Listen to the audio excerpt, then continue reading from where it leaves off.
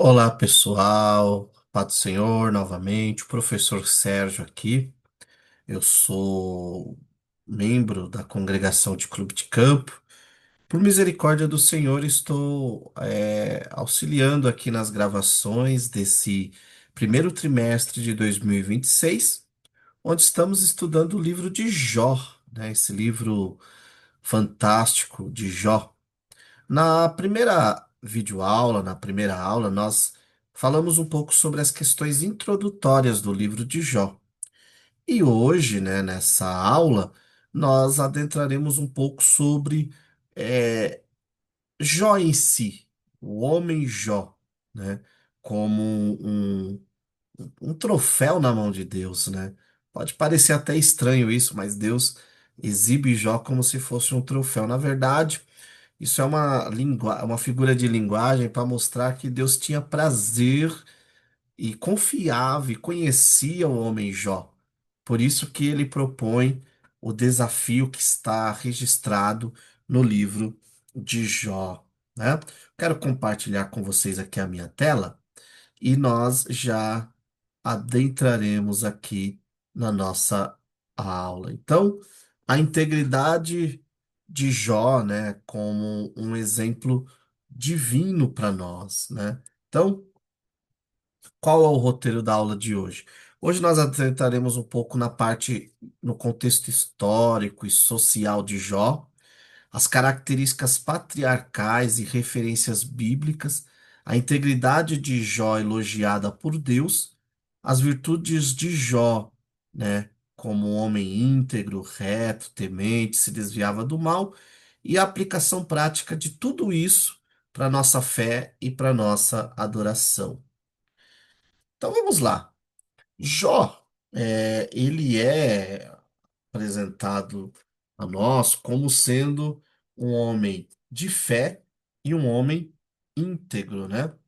É, então, Jó, ele personifica, ele nos traz esse exemplo da fé inabalável e da integridade sob provação extrema, destacando-se não por sua natureza, mas pela persistência de suas virtudes diante do sofrimento.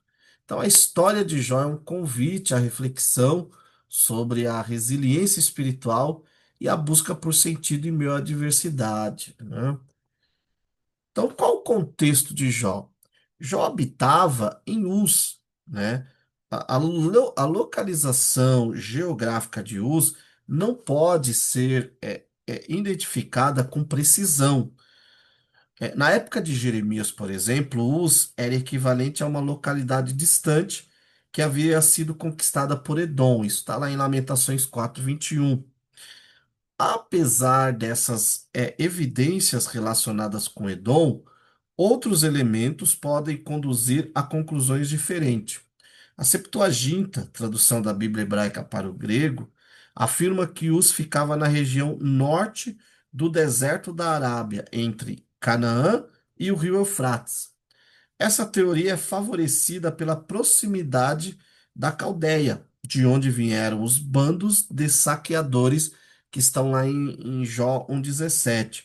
Algumas tradições mantidas entre os árabes localizam-os nas cercanias de Damasco.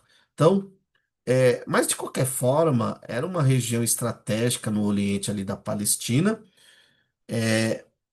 provavelmente adjacente a Edom, e essa área era propícia à pecuária e à agricultura, e é mencionado em diversas passagens do Antigo Testamento. Então, a localização e as referências a Uz sugerem um contexto geográfico e cultural específico para a narrativa, né? Qual é? Aquela região árabe. Até por conta disso, muitos colocam Jó como sendo um árabe, né? Jó não era nem um hebreu, né? Assim, da descendência ali de Abraão, ele era um árabe, né?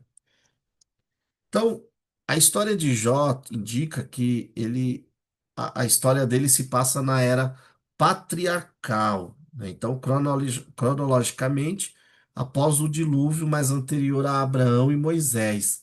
Então, Essa localização temporal é crucial para compreender as suas práticas sociais e teológicas singulares, né? Então, o nome Jó, do hebraico Iob, o nome parece estar ligado à raiz de um verbo que significa ser hostil.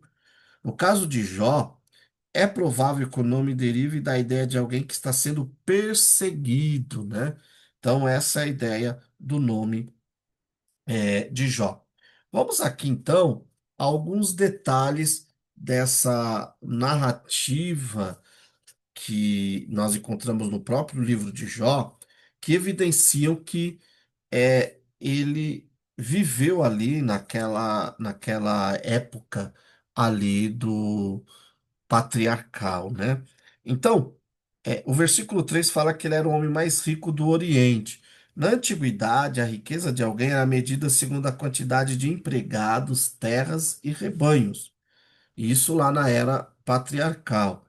Então, Jó possui um grande número de rebanhos, ovelhas, camelos, jumentas e bois, suficiente para ser considerado o mais rico e abençoado da sua região no Oriente, né? É muito provável que fosse um líder em sua comunidade e sábio e respeitado por todos, conforme Jó 29:7, onde ele fala que ele sente saudade quando ele ia até a entrada da cidade e os jovens iam visitá-lo, né? Então vamos lá. Quem que é esse Jó, né? Então, primeiro, não há evidências de uma casta sacerdotal e sequer a existência de um templo, uma vez que Jó desempenha o próprio ritual sacrificial, Jó capítulo 1, versículo 5. Então, essa é a primeira evidência de que Jó viveu na era patriarcal. A semelhança da forma de se contar as posses em números de animais, que é encontrado em Gênesis 12:16, em Gênesis 32:5, né? Nós encontramos também em Jó. Então, Jó, ele tem sua riqueza medida pela quantidade de ovelhas, camelos, bois, jumentos e servos.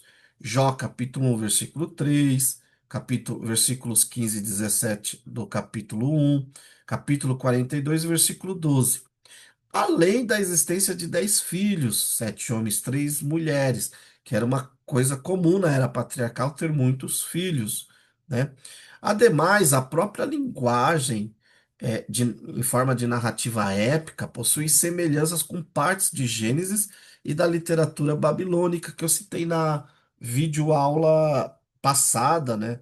Que eu até citei aqui escritores, comentaristas, teólogos citados pelo Paulo Anka, que é o Raymond de Lierde e o Logman Trempe, o Trempe Logman, no livro Introdução ao Antigo Testamento, onde eles citam trechos de obras e tem até mesmo um livro chamado O Jó Babilônico, né? Ou Teodiceia Babilônica. E então há relatos aí sim então, que indicam que Jó ele ele foi escrito a história de Jó se passa nessa era patriarcal, tá bom? É, então, é muito interessante isso, tá bom? Então, as características patriarcais de Jó, já falei aqui, né? A organização familiar em clãs, ausência de Israel ou da lei mosaica, Jó como pai sacerdote, a longevidade típica do período. Então, tudo isso nos mostra que a história de Jó se passa na era patriarcal. Tranquilo? É, e as referências bíblicas a Jó mostram era que ele foi um ser histórico e real. Ele é mencionado em Ezequiel 14:14 e Tiago 5:11, né? Há fontes que dizem que ele era descendente de Naor, irmão de Abraão, né? E ele era gentil. Ele conhecia Deus como El Shaddai. O El Shaddai é um termo típico da era patriarcal, tá bom? O Todo-Poderoso, né? Possuía riqueza e estilo de vida seminômade. Então, todas essas são características e referências bíblicas que mostram que Jó, né, ele foi alguém que viveu ali na época patriarcal. Então vamos lá, integridade elogiada por Deus. Jó se destaca pela apreciação divina singular, tendo suas qualidades moralmente superiores atestadas por Deus em dois diálogos com Satanás. Essa validação sublinha a profundidade de sua integridade inabalável, um raro reconhecimento de virtude, né? Então, a descrição do caráter de Jó indicava que sua mente era completamente voltada para o bem. Ele havia alcançado o tipo de perfeição que a palavra de Deus espera hoje de um cristão. Essa descrição não implica em um estado de impecabilidade, mas identifica alguém que tenha desenvolvido sua integridade para com Deus dentro do crescimento que se espera dele. Enfim, descreve uma pessoa amadurecida, né? Então, nós vemos essa questão, tá bom? Então, quais são as virtudes de Jó? Jó é reconhecido pela sua integridade, pela sua retidão, pelo seu temor a Deus e aversão ao mal. Essas qualidades não eram meras características, mas pilares que sustentavam sua fé inabalável e resiliência diante da adversidade, né? E sua vida exemplifica a profundidade e a constância de uma espiritualidade genuína, mesmo sob provação. Então vamos lá. Um homem íntegro. O que que significa ser um homem íntegro, né? A integridade de Jó, do hebraico tsan e do grego eilicrineia, transparência, revela um caráter genuíno, e revela que ele era franco, leal, verdadeiro, agindo sem disfarces, né? Sua essência era a busca pela virtude, não pela validação social. Isso fica muito evidente nos diálogos que ele tem com seus amigos, né? E isso é o que eu coloquei aqui. Ele alcançou um tipo de perfeição que a palavra de Deus espera hoje do cristão. Não é a perfeição no sentido de perfectum, né, do latim perfectum, mas é a perfeição no sentido grego, de teleios, né, de completo. E essa perfeição, ela vem à medida que eu me relaciono com Deus. Então, quanto mais próximo de Deus, mais próximo da palavra eu tiver, mais íntegro eu me tornarei, né? Então, a integridade está relacionada a alguém que anda com Deus, alguém que vive com Deus, alguém transparente, né? Jó também era um homem reto, né? A retidão de Jó do hebraico Yasa e do grego de Caios define um homem justo, correto. Então, biblicamente, isso implica conformidade com a santidade de Deus e a prática notória da justiça. Jó encarna a integridade moral e ética, um modelo de conduta para a reflexão, né? Então, Jó, ele é alguém que ele está ali diante de Deus, né? E, e Deus fala que ele é um homem reto, um homem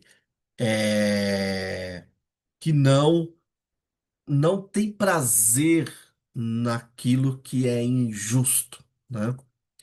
Um homem temente a Deus. O que que é o temor, né? O temor a Deus implica reverência à santidade divina e às coisas espirituais, né? O temor a Deus de Jó, Yara em hebraico e Phobos em grego, não é medo. Não, Jó não tinha medo de Deus, mas ele tinha uma profunda reverência, um respeito. Isso é o princípio da sabedoria e uma virtude infundida pelo Espírito Santo que fortalece a nossa comunhão com o Senhor. É isso que falta a nós hoje, temor a Deus, né? Nós passamos de um estado de medo de Deus para um estado de tratar Deus como se fosse o nosso brother do trabalho, como se Deus fosse o nosso parente de fim de ano que aparece na nossa casa para comer a ceia de fim de ano. Não, gente, Deus é o Senhor das nossas vidas. E ele deve ser sim tratado como nosso Salvador, como nosso Pai, mas ele também deve ser o Senhor das nossas vidas. E nessa posição, nós temos que assumir uma posição, e nessa perspectiva, devemos assumir uma posição de doulos, né? Uma posição de servo, de alguém que teme a Deus, que reconhece vamos dizer assim, o lugar de Deus. Deus é o Senhor do universo, Ele é o Rei dos Reis, Senhor dos Senhores, né? Então, nós temos que respeitar a santidade de Deus e desviar-se do mal, né? É, o mal aqui indica a atitude de não ser descuidado em relação ao pecado. Então, a capacidade de Jó de desviar-se do mal reflete a honra e o reconhecimento da divindade, guiando a rejeição do mal. Essa obediência alicerçada no temor, ele não se desviava do mal por mera religiosidade, por mero fanatismo, não. Era alicerçado no temor. Então, isso permitia com que a palavra de Deus direcionasse a vida dele, né? No caso ali, esse temor. E hoje? Hoje, quando nós temos essa obediência alicerçada no temor, nós permitimos que a palavra de Deus direcione a nossa busca do bem, né? Ou seja, deixamos de ser religiosos, fanáticos, e passamos a conduzir-nos de acordo com a palavra de Deus. E qual que é a aplicação prática de tudo isso, né? Dessa fé de Jó, dessas quatro qualidades de Jó? Então, a resiliência de Jó sob provação exemplifica como a fé autêntica se manifesta. Então, a sua história demonstra que Deus permite adversidades para revelar a integridade de seus servos, não para puni-los. Sim, Deus pode permitir adversidades não para nos punir, mas para revelar a nossa integridade. E tal fé testada e purificada resulta em quê? Em profunda recompensa espiritual e material, validando a soberania divina. É, e tudo isso, quando nós vemos essa comunhão diária, essa preocupação de Jó, mostra que Deus era central na existência de Jó, né? E Deus tem que ser central na nossa vida. A centralidade de Deus tem que ser central na existência humana. A nossa comunhão diária, né? Os sacrifícios de Jó ali revelam uma vida onde a maior riqueza era a sua relação com o divino. Será que a relação nossa com Deus é a nossa maior riqueza? Então, essa dedicação o qualificou como um íntegro, reto, temente e uma pessoa que se desviava do mal. Então, tal perspectiva desafia a visão materialista da prosperidade.